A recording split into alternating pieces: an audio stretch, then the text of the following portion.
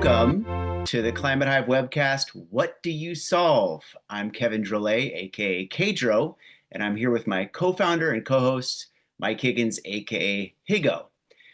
What an exciting guest and exciting topic we have for you on today's show. So get ready. Our guest, Scott Wharton, is the CEO of Tandem PV. And prior to leading a super talented team at Tandem PV, Scott was the VP and general manager of the B2B division at Logitech, where he built it from a small player in video collaboration software, $62 million, to a global market leader generating over $1 billion annually. And under his leadership, Logitech developed award-winning products recognized for design innovation. But there's more. Scott also founded VidTel, a pioneer in cloud-based video conferencing services, successfully exiting in 2013.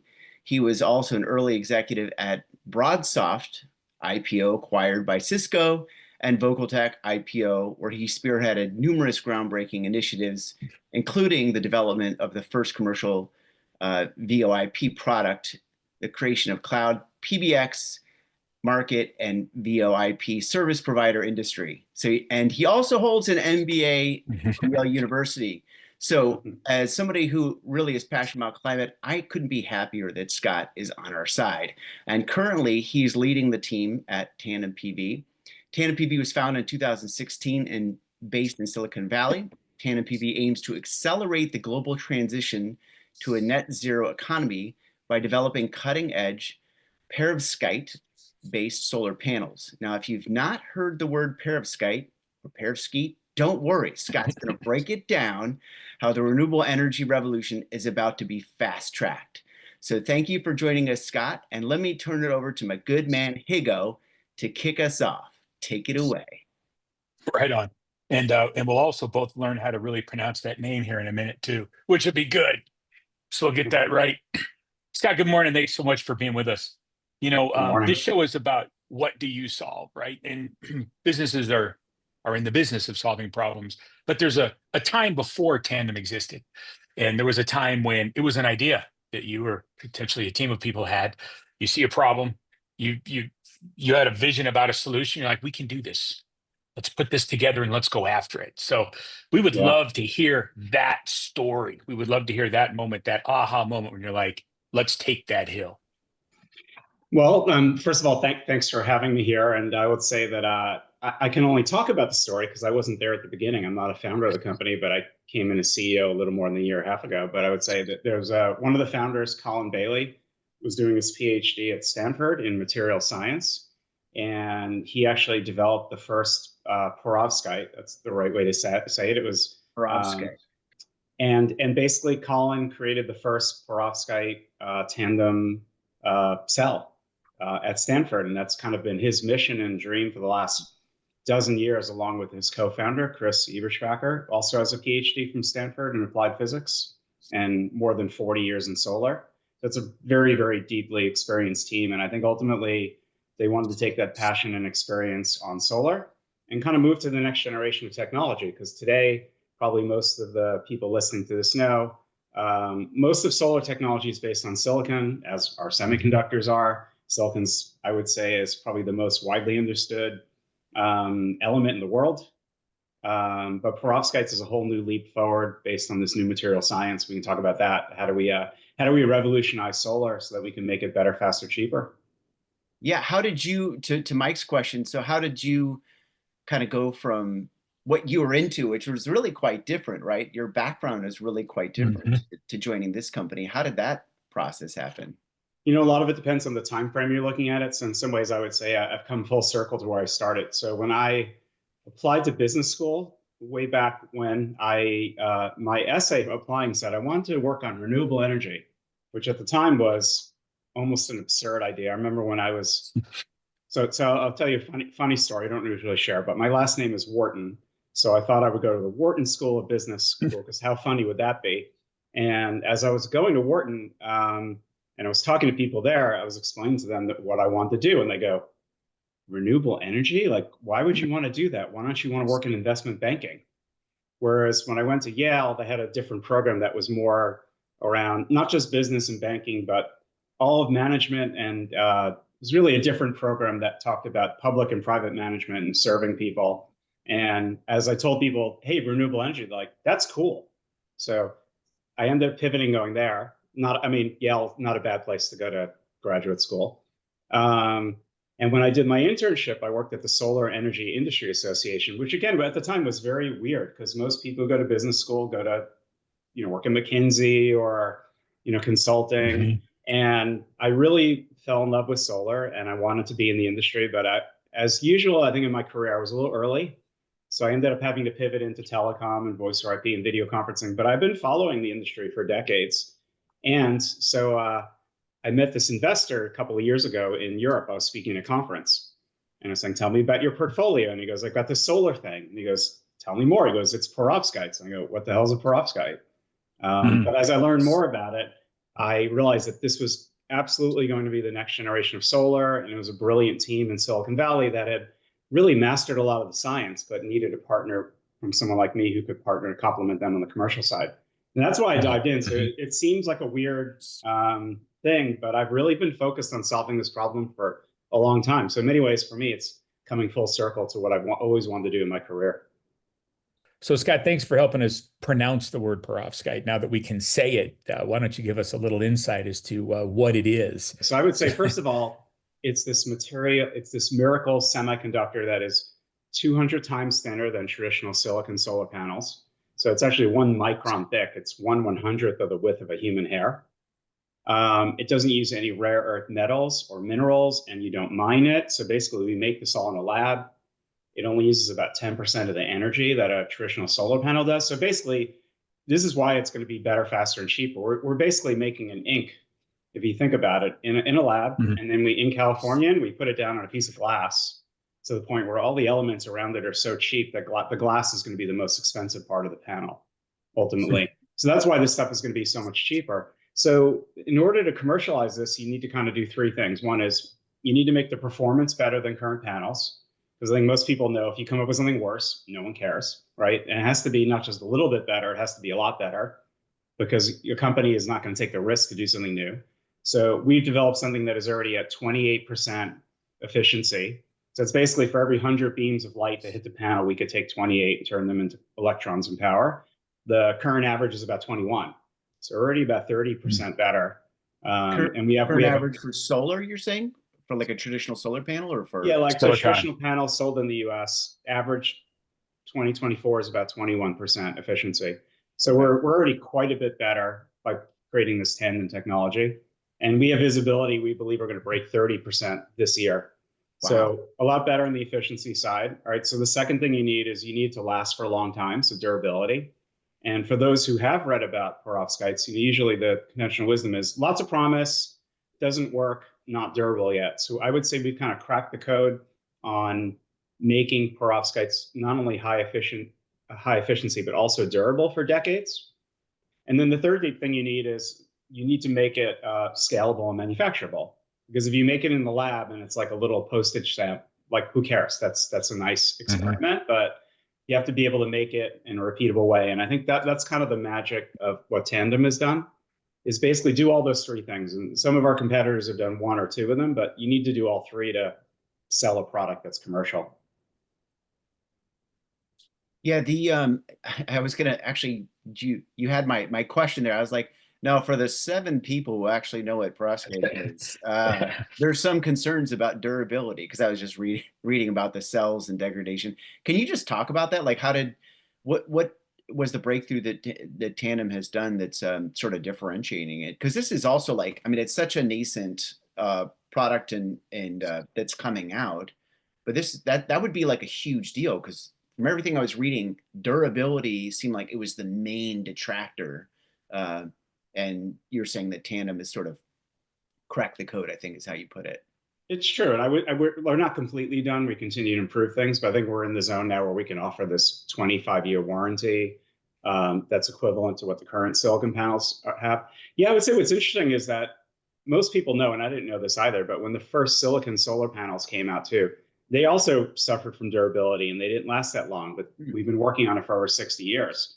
And now the durability of a silicon solar panel is amazing. Like most of them can go to 90% performance after 25 or 30 years. Now just think about that for a moment. What can you put in your backyard in all weather conditions that doesn't degrade in, I don't know, a few years, 5 years, 10 years, but to last 30 years with minimal degradation? There's almost like nothing on the planet that can do that. So, yeah. But it's taken 68 years to do that. So perovskite's only been around about 10 to 12 years, and it's already kind of catching up to that performance. So I think we're following a similar path to the silicon panels. We're just doing it a lot faster. So part of the trick is just, it's a lot of classic experimentation of trying different formulations and different processes. And part of it is there's work on some of the major universities and core research that we can all benefit from. And some of it is, just, I would say, a brilliant team that has worked on this for a decade and trial and error on making things work. So, I mean, there are a lot of brilliant teams out there. One of the reasons why this is so interesting is that there's a market research firm called Rethink Energy that said by 2040, more than 90% of solar power and solar panels will be perovskites. So clearly the industry thinks that this is absolutely the future. And this is the holy grail. So when people go, do you have competition? I go, yeah, I mean, this is the future of our planet and energy. So of course, everybody's going to want to work on this. But there are probably about 10 companies that are serious, that have enough money and resources and expertise to work on it. We're fortunate to be one of them. And it looks like we've jumped out into a lead to be able to commercialize this. So it's a pretty exciting time. Where are you guys imagining that you'll manufacture the compound that you'll apply to the glass? So the way we think about it is kind of three steps and three approaches. So the first step we're already in, where we have an R&D factory essentially in San Jose, California, Silicon Valley. And we make about 150 of these solar panels every week. So it's quite a bit, good number to get some experience and testing, but they're not big enough yet to be able to sell them. So basically you need, in order to get tools to make something that's the full size, which is about the size of a door, that 1 by 2 meters, these tools cost tens of millions of dollars. So right now we have these smaller, I'll call them R&D scale tool, where we're showing a lot of this performance. So the next step is having this money to build the next factory. And we're in the middle of that process to build, I would call, a small to medium sized factory, where you build a full scale product and you prove out the customer demand and the scale and the technology, but not quite yet the unit economics. So our plan is to actually build that kind of near our office. And the idea, which is a somewhat unconventional idea, is take the current R&D, take the manufacturing, put everyone under the same roof. Because I think as everyone's listening on that as much as video conferencing is great, and I love video conferencing, I built $1 billion business out of it. There's still some magic when you're doing something new and innovative by having all the key decision makers together every day. So that's part of our plan, is to focus more on solving the problems of speed and quality over cost. But then what's interesting is then the next factory we would do would be somewhere in the US, and I'm sure it will not be in California, it'd be somewhere else. And that would be a multi-billion-dollar a year scale. But then once you've proven out the technology, then you could build it out, and then it's a lot easier also to raise money because you have proven customer demand and technology, et cetera. So it's kind of those 3 phases. I'd say we're moving into the second phase, which is really exciting because once you've proven that out, this is almost the riskiest phase, where you're moving from that science to commercialization. I would say the good news, though, is that almost all the customers that we've talked to said, Scott, if you can make a 28% panel and it's like the same size and it drops in, why wouldn't I do it? So I think the ball's in our court to basically, if we can execute and make this thing, the market is virtually unlimited. Yeah, well, actually, speaking of unlimited, one of the things that you talked about earlier is this question of like it being an ink, essentially. And so in my read or understanding, and also listening to like Saul Griffith, who talks about electrify everything, and he, in his talks, he talks about like sort of this vision of the future, right? Where it's not just a solar panel, but it's like, it's solar of things, right? It's like everything is solar.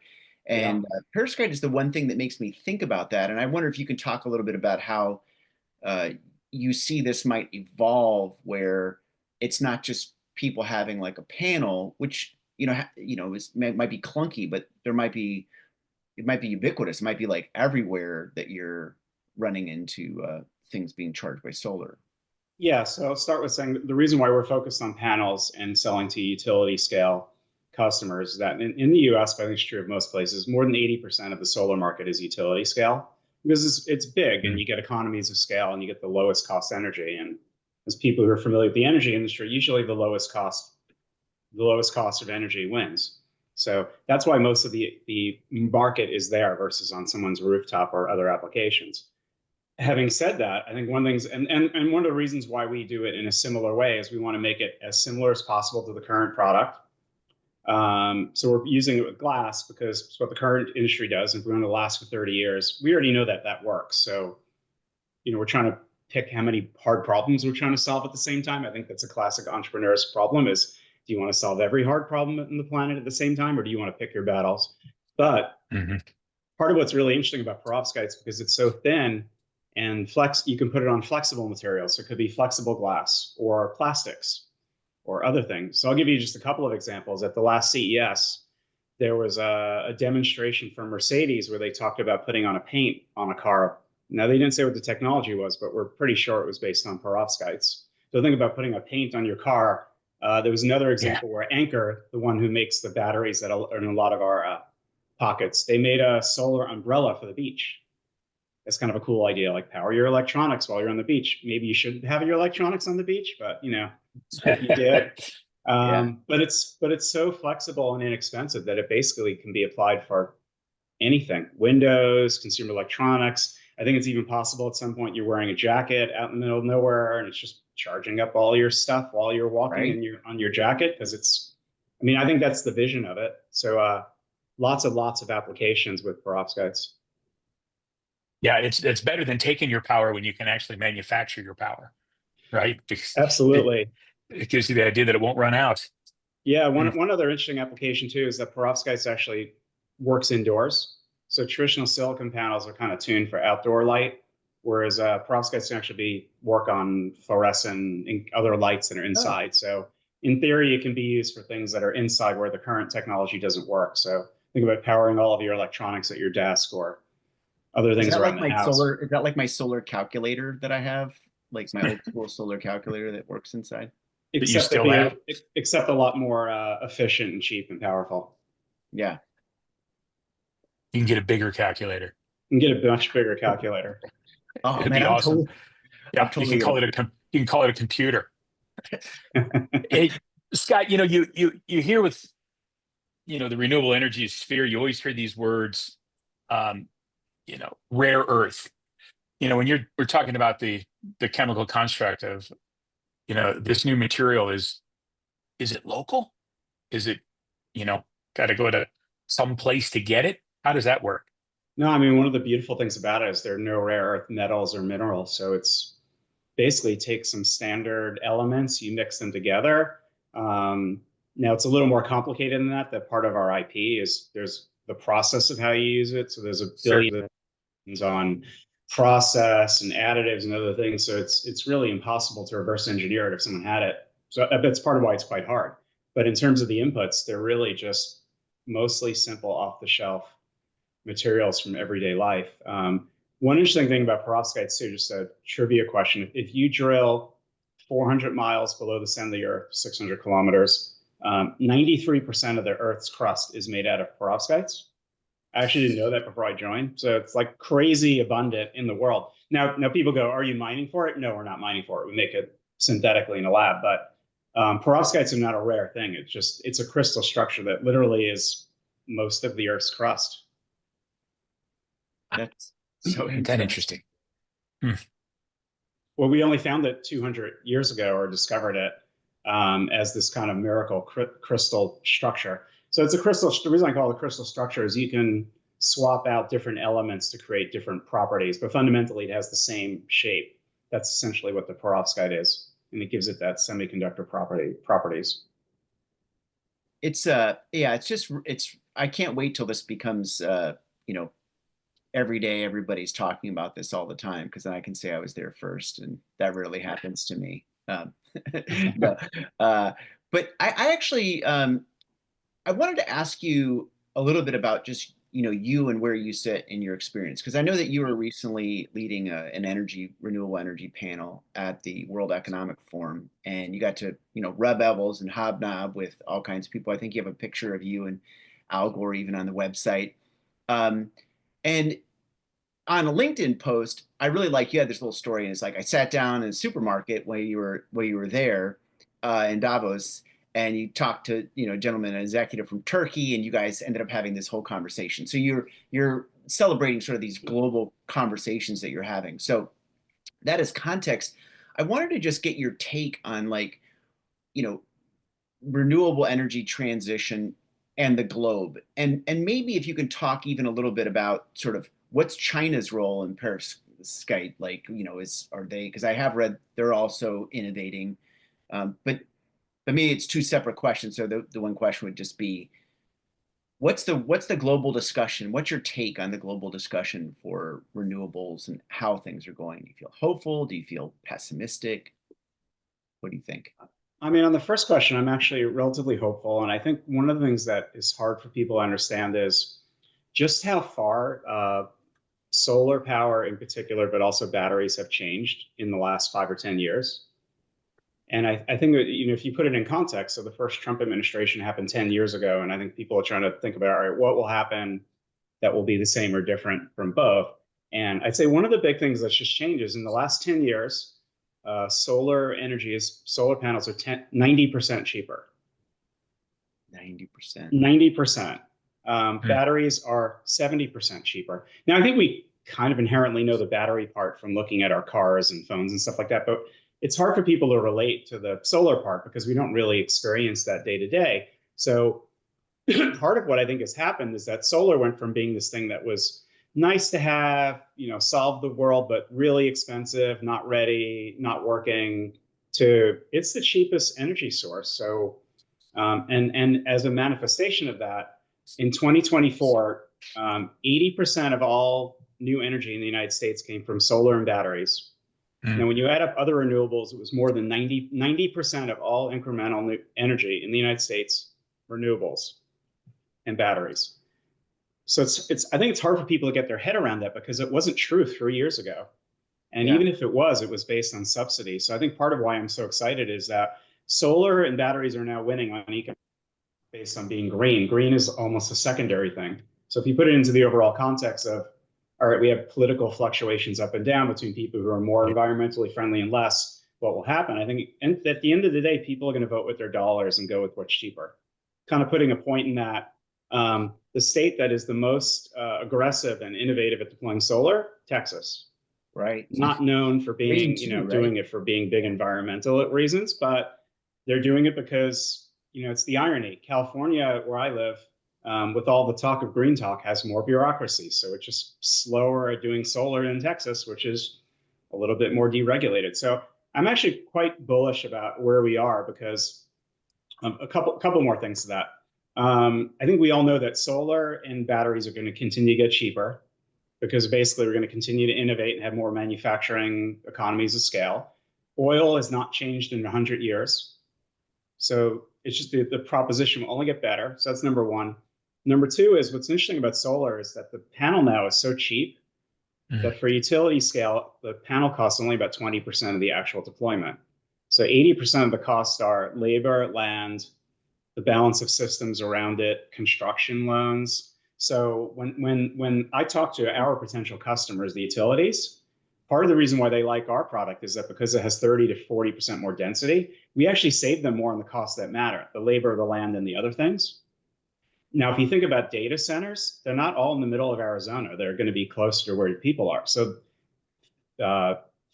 Florida, New Jersey, Virginia, Oregon. And guess what? Labor and land there is even more expensive than the average.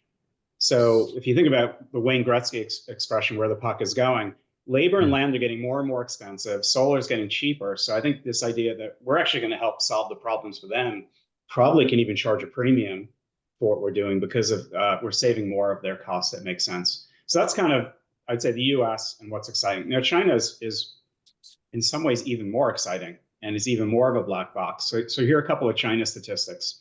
Last year, China deployed 300 gigawatts of solar power. And that's equivalent to about 300 nuclear power plants in solar in 1 year.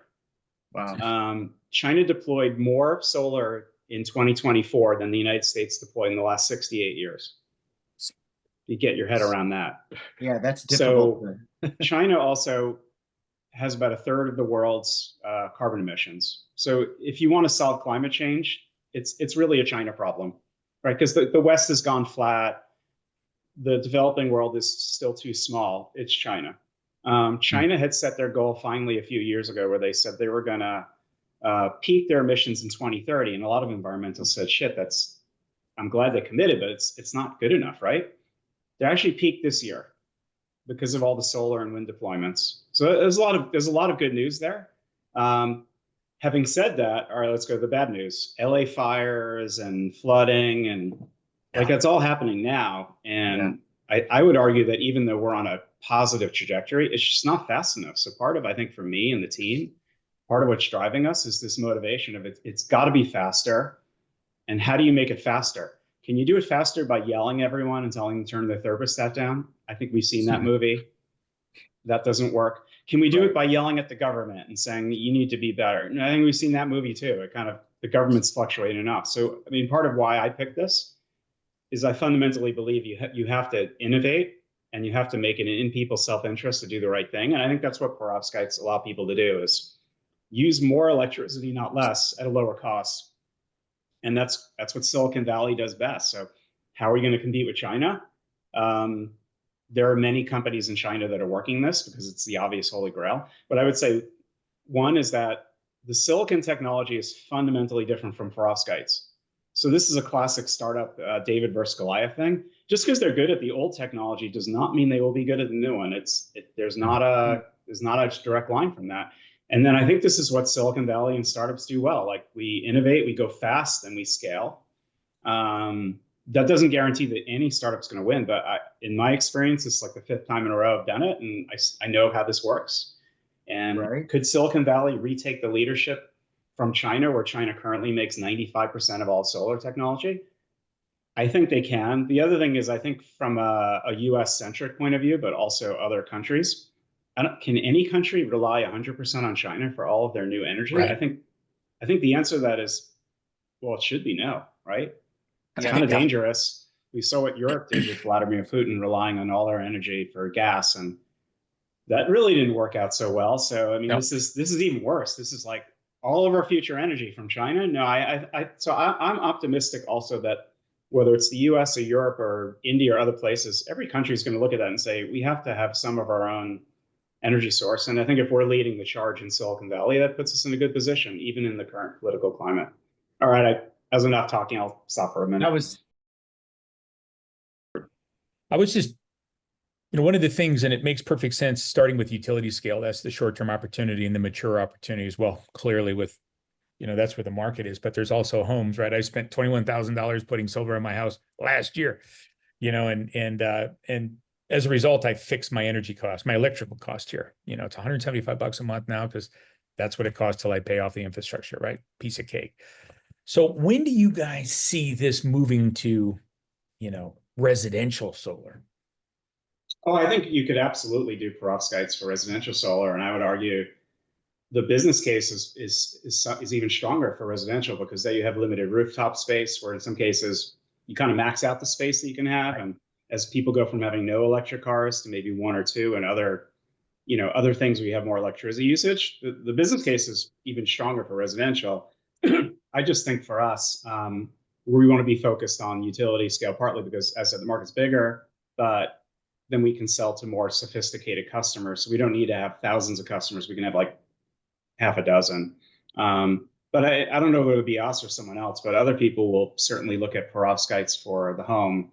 I would just say it's a slightly different product with different attributes, similar. So I think as a startup, you always have to ask yourself the question, do I want to have one big offering and go all in, or do I have 2 or 3? And I've never really seen it work where you hedge, not an early stage. Like, it's just better to go all in and do something. Yeah. And I mean, the other benefit, like I was meeting with a customer yesterday, and there's something beautiful saying, the only thing I do is solve your problem. I'm not doing anything else. I get you. Wow. Yeah. People get very caught up in words. I don't know how else to say it, but people get very caught up in the politics of the day or the this of the day, or like, like, even to people in my family, it's just like so doom and gloom, and the one fundamental thing they don't realize is like, if we come up with something that everybody wants to use because it's cheaper and more efficient, and it's good for the environment, you know, Right. and, like takes away supply chain and can be made locally. And there are some technologies that are like that now. There's even some battery technologies that, can be made from recycled materials and agricultural waste and that.